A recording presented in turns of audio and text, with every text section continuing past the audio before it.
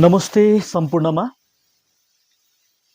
नयाँ बिहान नयाँ कविता मेरो युट्युब च्यानलमा हजुरहरूलाई फेरि पनि हार्दिक स्वागत छ। तपाईहरुलाई फेरि पनि जानकारी दिन चाहन्छु। मैले 2022 को अहिले माध्यमिक परीक्षाका लागि सबै पाठको प्रश्न उत्तरको भिडियो बनाइरहेको छु। मेरो योभन्दा अगाडिको भिडियो पारिजातद्वारा लिखित नयाँ वर्ष कवितामाथि थियो। अब त्यही क्लास 10 को पाठ्यक्रम राजेन्द्र भण्डारीद्वारा लिखित दुई उच्छ्वास कविताको आज त्यसबाट 2022 मा के चाहिँ आउँछ माध्यमिक परीक्षामा म त्यो आज यो भिडियो मार्फत नानीहरुको लागि दिन गइरहेको छु। मैले भनिरहेको छु परिचयबाट जहिले पनि 2 मार्क्स 3 मार्क्सको आउँछ भनेर भनिरहेको छु है। म राजेन्द्र भण्डारीको परिचयबाट के चाहिँ महत्त्वपूर्ण छ यसपालि 2022 को माध्यमिक परीक्षामा त्यो नानीहरुलाई सर्वप्रथम दिन लागिरहेको छु। राजेन्द्र भण्डारीको जन्म त पढ्नै पर्यो नानीहरुले। 28 सेप्टेम्बर 1956 कालेबुङको बमबस्तीमा भएको थियो राजेन्द्र भण्डारीको जन्म। यो पढ्नै पर्यो, यो प्राय दिइरहन्छ माध्यमिकमा। अनि राजेन्द्र भण्डारी कस्ता कवि हुन् भनेर पनि सोधिरहन्छ है। राजेन्द्र भण्डारी आधुनिक कवि हुन् भनेर नानीहरुले याद गर्नु पर्यो। अनि अर्को राजेन्द्र भण्डारीले पाएका पुरस्कारहरू। राजेन्द्र भण्डारीले दियालो पुरस्कार पाएको छ दार्जिलिङबाट, नेपाली साहित्य सम्मेलनबाट दिइन्छ। अनि डाक्टर शोभाकान्त थेगिम पुरस्कार है सिक्किमबाट दिइन्छ, यो पनि प्राप्त गर्नुभएको छ। अनि शिवकुमार राई स्मृति पुरस्कार पनि उहाँले प्राप्त गर्नुभएको छ। अनि राजेन्द्र भण्डारीको प्रथम कृति है यहाँनिर हिउँदे यी चिसा रातका पर्दाहरूमा भन्ने उसको कृति, यो पनि याद गर्नु पर्यो। अनि अझै महत्त्वपूर्ण चाहिँ के आउँछ भने राजेन्द्र भण्डारीबाट राजेन्द्र भण्डारीले भारत देशलाई प्रतिनिधि गरेर, नेपाली भाषालाई प्रतिनिधि गरेर भारत देशबाट कुन देश गएको थियो भनेर आउँछ है। तिमीले याद गर्नु पर्यो। जर्मनीको बर्लिन भन्ने देश चाहिँ राजेन्द्र भण्डारी भारत देशलाई प्रतिनिधि गरेर गएको थियो। अब यति चाहिँ परिचयबाट। यसमा अब सबैभन्दा इम्पोर्टेन्ट चाहिँ त्यही हो, लास्टको मैले भनेको राजेन्द्र भण्डारीले भारत देशलाई प्रतिनिधि गरेर जर्मनीको बर्लिन भन्ने देश गएको थियो। यो एकदमै पढ्नु पर्यो नानीहरुले। अनि अर्को चाहिँ राजेन्द्र भण्डारी कस्ता कवि हुन्? राजेन्द्र भण्डारी आधुनिक कवि हुन्। यो दुईटा चाहिँ प्राय माध्यमिकको प्रिभियस इयरको प्रश्नपत्रहरू हेर्दा यो दुईटा चाहिँ दोहोरिरहेको छ। अनि नानीहरुको पाठमा रहेको विषय चाहिँ कुन चाहिँ छ? कविता दुई उच्छ्वास। म तिमीहरुलाई कविता के गर्छु? बुझाउँछु। किनभने कविता चाहिँ बुझ्नै पर्छ। माध्यमिकको 6 नम्बरको प्रश्न पत्रमा चाहिँ के आउँछ भने प्रसङ्ग संगति दर्शाएर तल दिएको कविताको भाव व्याख्या गर भनेर चाहिँ प्राय यो 6 नम्बरमा चाहिँ यो क्वेशन चाहिँ आउँछ। दुईटा दिएको हुन्छ, तिमीहरुले एउटा गर्नुपर्छ। तिमीहरुलाई त्यहाँ एउटा पंक्ति दिएको हुन्छ, तिमीले के गर्नुपर्छ? त्यसलाई डिस्क्राइब गर्नुपर्छ, विश्लेषण गर्नुपर्छ। त्यो भएर कविता चाहिँ बुझ्नै पर्छ एकदमै, बुझ्यो हैन? अब कविताको आजको पाठको शीर्षक छ दुई उच्छ्वास हैन। अब दुई भनेको चाहिँ तिमीलाई थाहा छ 2 1 2। अब उच्छ्वास भनेको चाहिँ के छ भने शब्दकोशीय अर्थ हेर्दा, डिक्सनरीमा हेर्दा चाहिँ थाकेपछि गरिने खुइय अथवा सुस्केरा। हामी थाकेपछि खुइ गर्छौं है, सुस्केरा लिन्छौं। शब्दकोशहरूले चाहिँ यो भनेको छ उच्छ्वासको अर्थ चाहिँ। तर कविताको शीर्षकले कहिले पनि शब्दकोशीय अर्थ बोध गर्दैन, बुझ्यो हैन?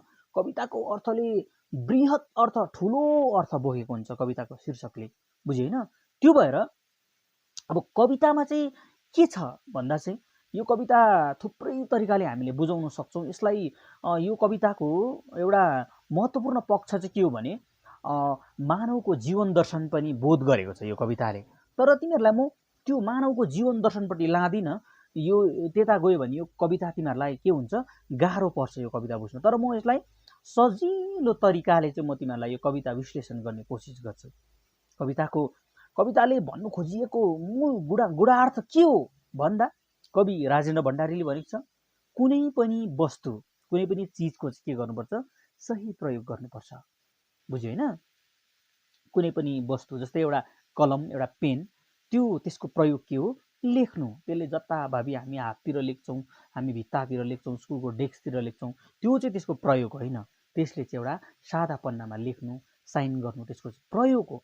यहाँनिर राजेन्द्र भण्डारीले दुईवटा महत्त्वपूर्ण कुरा चाहिँ गर्नुभएको छ। एउटा सुकेको रुखलाई के बनाउनु भन्नुभएको छ, के नबनाउनु भनेको छ। अब यहाँ दुईवटा कुरा, त्यसको प्रयोग गर्नुपर्छ, एउटा राम्रो ठाउँमा प्रयोग गर्नुपर्छ, जुन प्रयोगले के होस्, मानवलाई एउटा धर्म होस्, मानवको लागि एउटा त्यो प्रयोग के आओस्, काममा आओस् भनेर भनेका छन्। दुईवटा प्रयोग म कवितामा पढेर सुनाउँदैछु। कविता यस प्रकार छ। शीर्षक छ दुई उच्छ्वास अनि कवि हुनुहुन्छ राजेन्द्र भण्डारी। हावाको एउटै झोकाले पनि लडाउन सक्ने, सधैँ लाँचेको चुच्चोबाट ठुङ्गिरहनु पर्ने म एउटा सुकेको रुख मात्र हुँ भने पनि नबनाउनु मलाई चिताको काठ, साउकरको सम्पत्ति लुकाउने बाकास नबनाउनु मलाई। यहाँ अब एउटा सुकेको रुख भनेको चाहिँ एउटा बुढो भइसकेको रुख। त्यहाँ लाँचे भन्ने, कोही बेला लाँचे सोध्छ है, लाँचे चाहिँ एउटा चराको नाम हो जसले चाहिँ रुखको रक्षा पनि गर्ने गर्छ र रुखको किराहरू खाएर रुखको डक्टर पनि भनिन्छ लाँचेलाई कतिपय है मानिसहरूले भनिरहेको हामी पाइरहेको छौँ। अब यहाँ हेर है, एउटा सुकेको रुखलाई त्यसको पनि एउटा सही प्रयोग गर्न सक्छौँ हामी, सही प्रयोग गर्नुपर्छ भन्ने राजेन्द्र भण्डारीले भनेको छ। अब यहाँ के चाहिँ नबनाउनु भनेको छ सुकेको रुखको, के चाहिँ प्रयोग, कुन ठाउँमा चाहिँ प्रयोग नगर्नु भनेको छ। एक नम्बरमा भनेको छ चिताको काठ। चिताको काठ भनेको लास जलाउने बक्सा है, लास हालेर जलाउने बक्सा चाहिँ नबनाउनु भनेको छ। किनभने त्यो लास जलाएपछि त्यो खरानी भएर जान्छ, त्यसको केही प्रयोगमा आउँदैन। अब हेर है, अनि साउको सम्पत्ति लुकाउने बाकस पनि नबनाउनु भनेको छ। किन चाहिँ नबनाउनु भनेको छ भन्दा चाहिँ साउले चाहिँ गरिब दुखीहरूको सम्पत्ति चाहिँ त्यहाँनिर के गर्छ, लुकाएर राख्छ भनेर भनेको छ। बुझ्यो होइन? त्यो भएर दुईवटा चिज चाहिँ नबनाउनु भनेको छ। एक नम्बरमा चिताको काठ अनि दुई नम्बरमा साउको सम्पत्ति लुकाउने बाकस। अब के चाहिँ बनाउनु भनेको छ र प्रयोग प्रचलनमा हुने कुरो।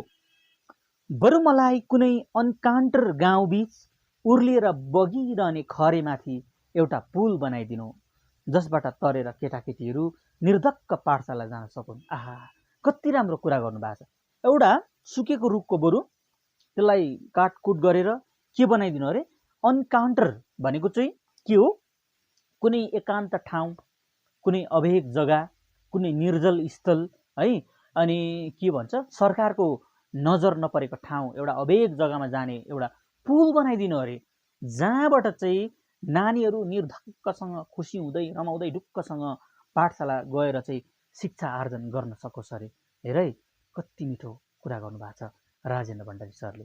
पहिलो सुस्केर अथवा पहिलो उच्छ्वासमा चाहिँ यो कुरो चाहिँ राजेन्द्र भण्डारी सरले चाहिँ भन्नुभएको छ। यसमा अब हामीले यसलाई अर्को तरिकाले हेऱ्यो भने एउटा मानवको जीवन छ हाम्रो होइन, मानव चाहिँ सबैभन्दा के हो, विवेकशील प्राणी हो। यसलाई चाहिँ हामीले के गर्नुपर्छ, सत्कर्ममा लाउनुपर्छ। मान्छेले मान्छेको लागि के हो, काम आउनुपर्छ। मानवीय मूल्यको बोध भनेको चाहिँ मानवले चाहिँ एउटा राम्रो काम गर्नुपर्छ भन्ने पनि राजेन्द्र भण्डारीले कविता मार्फत चाहिँ सन्देश दिइरहेको छ।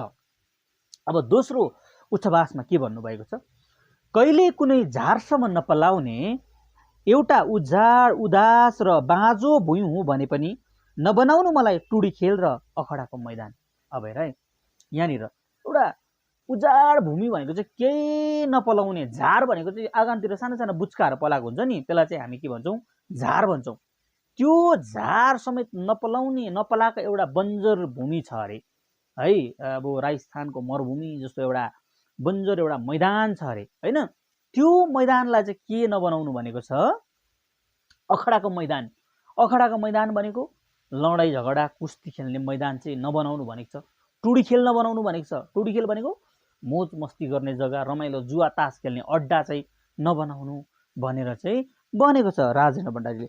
अब त्यसलाई चाहिँ के चाहिँ बनाउनु भनेर यहाँ लास्टको पङ्क्तिमा दिएको छ, बरु त्यहाँ फलैचा र चौथाराको बिसाउने बनाइदिनु, जहाँ आएर बिसाउन् जिन्दगीको उकालीमा थाकेका यात्रीहरू र साटासाट गरून् एकअर्काका दुःखका सौगातहरू। आहा, कस्तो मिठो कुरा गर्नुभएको छ। एउटा उजाड बन्जर भूमि बाँझो जमिन छ भने चाहिँ त्यहाँ चाहिँ के बनाइदिनु भनेको रहेछ, एउटा फलैचो अथवा चौथारो। फलाइचो अथवा चौतारा भनेको चाहिँ बिसाउने ठाउँ, आराम गर्ने ठाउँ बनाइदिनु अरे। त्यहाँ आएर चाहिँ बरु चाहिँ के अरे उकालो ओह्रालो जिन्दगीमा हिँडेको यात्रीहरूले चाहिँ बसेर मजाले आराम गरोस् अरे, दुःख सुखको के गरोस् अरे, कुरा गरोस् अरे भनेर चाहिँ दुई उच्छावास कवितामा चाहिँ राजेन्द्र भण्डारीले एउटा कुनै पनि वस्तुलाई चाहिँ सही प्रयोग गर्नुपर्छ भनेर चाहिँ यसरी चाहिँ व्याख्या गर्नु भएको छ। अब यहाँनिर शब्द अर्थ छ मुनि हेर है। अनकाउन्टर भनेको निर्जल स्थल, एकान्त ठाउँ, यो याद गर्नु पर्यो। अखडा याद गर्नु पर्यो। फलाइचो भनेको त तिमीहरूलाई याद छ, चौतारो बिसाउने ठाउँ, आराम गर्ने ठाउँ होइन। सौगात भनेको नि उपहार, कोसेरी तिमीहरूलाई याद छ। अब यो कविताबाट कस्तो कस्तो प्रश्नहरू चाहिँ आउन सक्छ म तिमीहरूलाई भनिरहेको छु।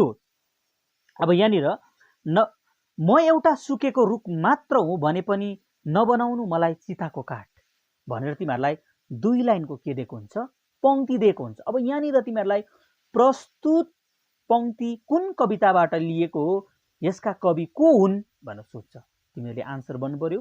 प्रस्तुत पंक्ति 2 उच्छावास कविताबाट लिएको हो, यसका कवि राजेन्द्र भण्डारी हुन् भनेर। अब यहाँ प्रश्नले मागेको छ त्यो आन्सरमा तिमीले टक्क प्रस्तुत पंक्ति 2 उच्छावासलाई अन्डरलाइन गर्नु पर्यो, यता राजेन्द्र भण्डारीलाई अन्डरलाइन गर्नु पर्यो। त्यो चाहिँ प्रश्नले मागेको कुरा हो। अब यहाँ चिताको काठ भनेको के हो भनेर सोध्छ हैन। चिताको काठ भनेको तिमीले लेख्नु पर्यो, चिताको काठ भनेको के हो, लास हालेर जलाउने बाकस हो भनेर लेख्नु पर्यो। अब यहाँ याद गर्नुपर्ने कविले सुकेको रुखलाई के नबनाउनु भनेको छ। 1 नम्बरमा चिताको काठ, 2 नम्बरमा साउको सम्पत्ति लुकाउने बाकस चाहिँ नबनाउनु भनेको छ। अब के चाहिँ बनाउनु भनेको छ भन्दा कुनै अनकाउन्टर गाउँ बीच जाने एउटा पुल बनाइदिनु भनेको छ, जहाँ चाहिँ नानीहरू तरेर ढुक्कसँग पाठशाला जान सकोस् बाहिर। अब यो प्रश्न तिमीहरूलाई आउन सक्छ। अब अलिकति मुनि आउन सक्छ बरु मलाई कुनै अनकाउन्टर गाउँ बीच उर्लिएर बगिरहने खरेमाथि एउटा पुल बनाइदिनु भनेर यस्तो पंक्ति दिएको हुन्छ।